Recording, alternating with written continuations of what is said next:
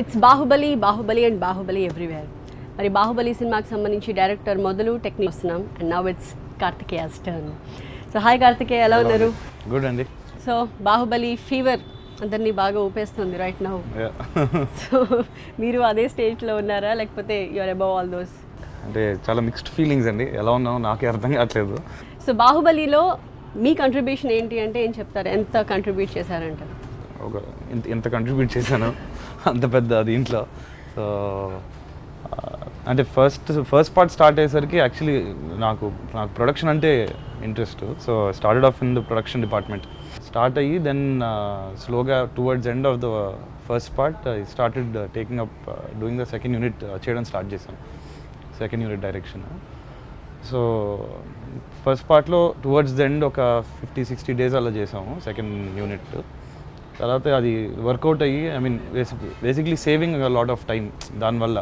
So shoot తొందరగా wrap చేయగలిగాం అలాంటివి. సో దట్ ఇప్పుడు సెకండ్ పార్ట్ షూటింగ్ దగ్గరికి వచ్చేసరికి ఫస్ట్ నుంచి అలాగే ప్లాన్ చేసాం. But why Karthikeya for the second unit? Why అంటే ప్రాబ్లీ షుడ్ ఆస్క్. నో మీరు మామూలుగా మాట్లాడుకుని ఉంటారు కదా, ఆయన మీకు ఇస్తాను అన్నప్పుడు what was your first reaction? చాలా భయపడ్డాను. దట్ అంటే చెప్పిన వెంటనే ఒక్కసారి సెకండ్ యూనిట్ డైరెక్షన్ బాహుబలి ఏంటి నాకు ఒక డైజెస్ట్ అవ్వలా. బట్ ఫస్ట్ డే తర్వాత కాన్ఫిడెన్స్ వచ్చేసింది. దానికన్నా ముందు ఏంటంటే జస్ట్ హెల్పింగ్ అవుట్, నాన్నకి స్పాట్లో హెల్ప్ చేయడం, వీళ్ళందరినీ అరేంజ్ చేయడం, సోల్జర్స్తో మాట్లాడి ఇది చేయడం, ఇది ఉండేది అంతే. ఇప్పుడు సెకండ్ యూనిట్కి వచ్చేసరికి ఒక లిస్ట్ ఆఫ్ షార్ట్స్ ఉంటాయి, 10 షాట్లు ఉంటాయి. ఆ 10 షాట్లు తనని సాటిస్ఫై చేసేలా మనం తీసి ఇవ్వాలి అక్కడ. అండ్ ఆ 10 షాట్లు ఈరోజు అయిపోవాలి. So you should become Rajamouli.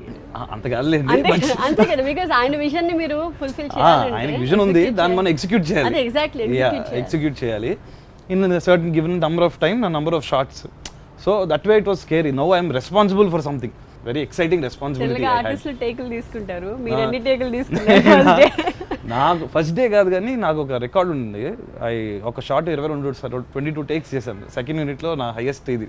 ఆయన రికార్డ్ బ్రేక్ చేశారా రాజమౌళి గారి రికార్డ్? ఆయన ఎన్ని చేస్తారు జనరల్ గా? ఆయన అంటే ఇప్పుడు బిగినింగ్ లో చేసేవారు, బట్ ఈ సినిమాకి అంత అవసరం రాలేదండి. ఈ సినిమాకి పర్ఫార్మర్స్ అలా ఉన్నారు, యాక్టర్స్ ఆర్టిస్టులు అలా ఉన్నారు. ఏ సీన్ చేశారు ఫస్ట్ అండి? మనకి స్టాచ్యూ లిఫ్టింగ్ ఫస్ట్ పార్ట్లో స్టాచ్యూ లిఫ్టింగ్ దాంట్లో జనాలందరూ అరోడాలు, తర్వాత ఫుట్ స్టెప్స్, చిన్న ఇన్సర్ట్స్ అనమాట. ఫస్ట్ దాంతో బిగిన్ చేశా. సో మీరు డైరెక్షన్లో ఏబీసీస్ రాజమౌళి దగ్గరే నేర్చుకున్నారా? అంతే అండి, నాకు వేరే స్కోపే ఉంది. Great. Major chunk of Baahubali 1 మీరు ఏమైనా చేశారా? వార్లో అలా as I said war plan చేసాం కదా. కొన్ని రానా ఫైట్ కానీ, అంటే ఆబ్వియస్లీ మాస్టర్ ఉండేవారు, పీటర్ మాస్టర్. ఆయనతో పాటు ఐ మీన్ డైరెక్షన్ నానేమో పక్క ప్రభాస్తో చేసేవారు, మేము పక్కన గ్రౌండ్లో ఇక్కడ చేసేవాళ్ళం. రానాతో ఎక్కువ కంఫర్టా? You chose Rana episodes? నేను చూసింగ్ ఏం లేదు, చిన్న చేయడం అంతే.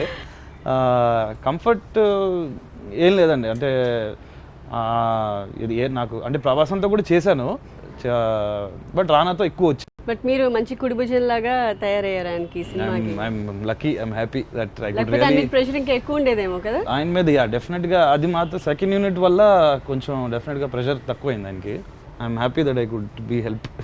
ఆ కాలకేయ సీన్ లో కూడా 300 మందిని మీరే అరేంజ్ చేశారట కదా? Difficult or easy? డిఫికల్ట్ అండి, బట్ ఇట్స్ ఫన్. అంటే ఏంటంటే ఒక షార్ట్ సెటప్ చేయడానికి ఒక 1 hour అలా పడుతుంది అండి. పెద్ద షార్ట్ ఏదన్నా ఆ సెటప్ చేసి వాళ్ళతో చేయించి ప్రాక్టీస్ చేయించి, అది వాళ్ళు కరెక్ట్గా ఇప్పుడు ఆ 100-200 మందిలో ఒక్కడ కరెక్ట్గా చెప్పినా short waste. So end of the day short okay అన్న తర్వాత అది it's nice good feeling. At this point మీకు ఏమనిపిస్తుంది? Do you look at your self as a beginner అయినా లేకపోతే యాజ్ అ ప్రో? నో అండి, ఇంకా బిగినరే అండి. ఇంకా అంటే this definitely a lot of development which happened in the past 5 years in me as a person and as a technician are what ever. there's a lot of development, but there's still a lot to learn, there's a lot to see, and a lot to experience. ఇంకా చాలా experience gain చేయాలి. So I've learned a lot, but I'm still a beginner. First పార్టే ఊహించిన విధంగా success అయింది.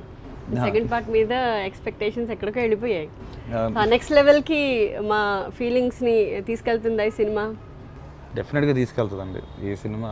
అంటే first part ఆయన మీకు అందరూ చెప్పారు, చాలా ఇంటర్వ్యూల్లో కూడా అందరూ చెప్పారు, first part was just introduction. And the emotions you will seriously అది మీరందరూ చెప్పే వరకు మేము రియలైజ్ అవ్వాలి కరెక్ట్ కాకపోతే అన్న అవును కదా దీంట్లో క్యారెక్టర్స్ ని పరిచయం చేశారు అంతే. అంతే సో మాకు ఫస్ట్ పార్ట్ రిలీజ్ అప్పుడు చిన్న ఆ భయం అది ఉండింది, ఏమొద్దురా నాయన అది చిన్న ఇది ఉండింది.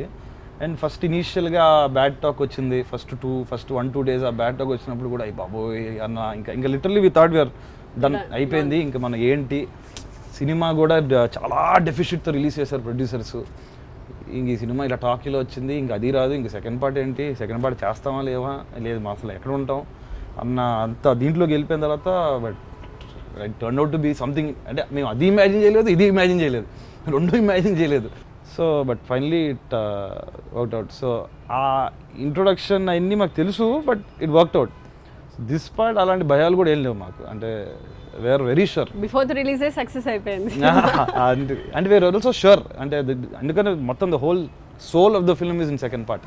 సెకండ్ పార్ట్ లో మీరు తీసిన ఎపిసోడ్స్ మోస్ట్లీ వార్ అండి, యాక్షన్ సీక్వెన్సెస్ ఎక్కువ, డ్రామా చాలా తక్కువ. రానాతో కొద్దిగా అక్కడక్కడ డ్రామా సీన్స్ కూడా, ఓన్లీ రానా ఉన్నది, మోస్ట్లీ యాక్షన్ సీక్వెన్సెస్ ఈ short second unit. So drama is not your cup of coffee? అలా కదా, ఇట్స్ వెరీ హార్డ్ టు, అది ఎమోషన్ ఇది కదా, నాకు ఇచ్చిన నేను చేయనని చెప్తా, నాకు అది చాలా పెద్ద ఇది, అది హ్యాండిల్ చేయడం అది. అండ్ ఎవరు కూడా obviously he won't let it నాకు ఇచ్చే, because emotion is the main and that's his strength from his first movie. Apart from action sequences, promo cuts, ఇవి మీ స్ట్రాంగ్ పాయింట్స్, స్ట్రాంగ్ ఎలిమెంట్స్ అంటారు.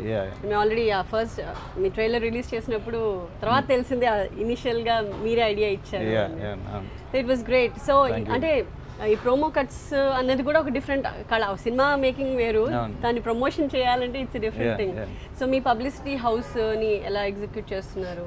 అంటే ఇది షోయింగ్ బిజినెస్ ని యాక్చువల్గా అంటే ఎడిటింగ్, నాకు ఎడిటింగ్ ఎప్పుడు ఇష్టం అండి, అది ఛత్రపతి టైం నుంచి ఇష్టం. అనే ఛత్రపతికి నేను 8th క్లాస్లో ఉన్నా, 13 years నాకు అప్పుడు ఏజ్.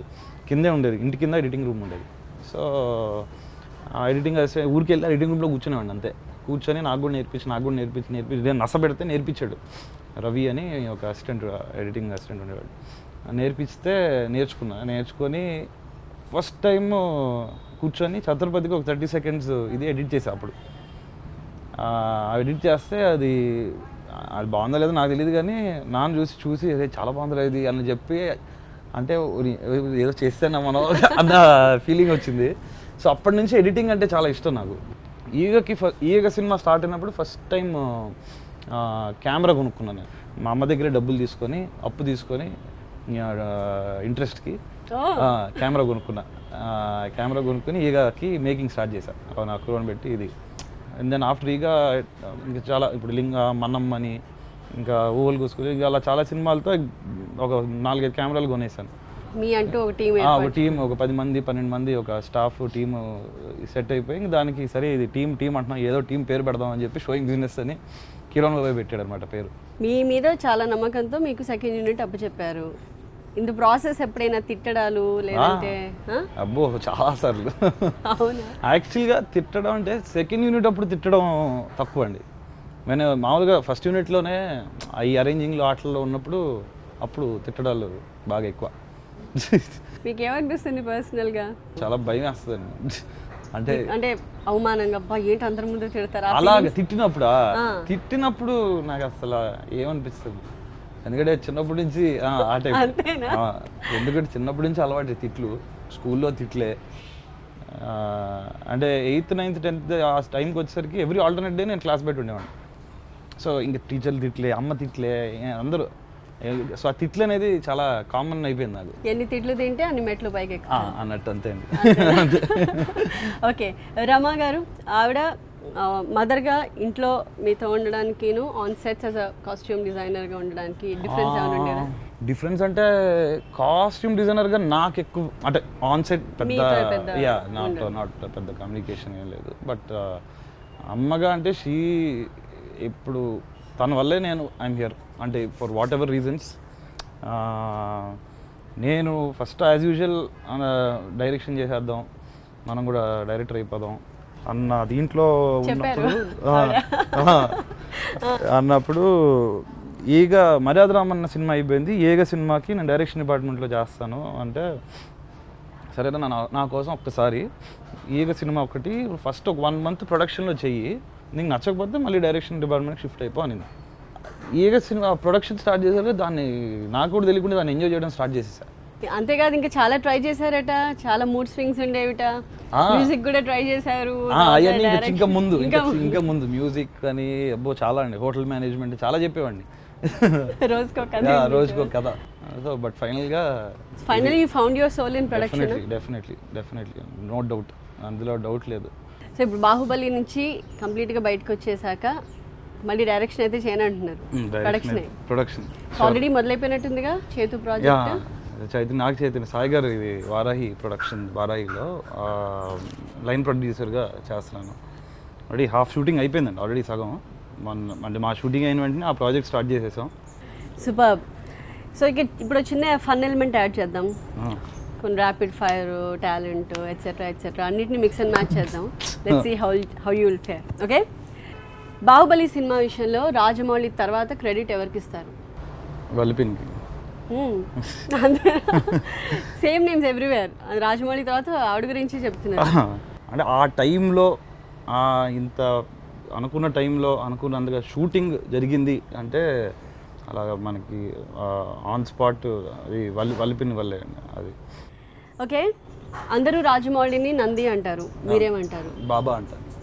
అదేంటి అంటే బాబా అని అలవాటు ఉంది ముందు నుంచి.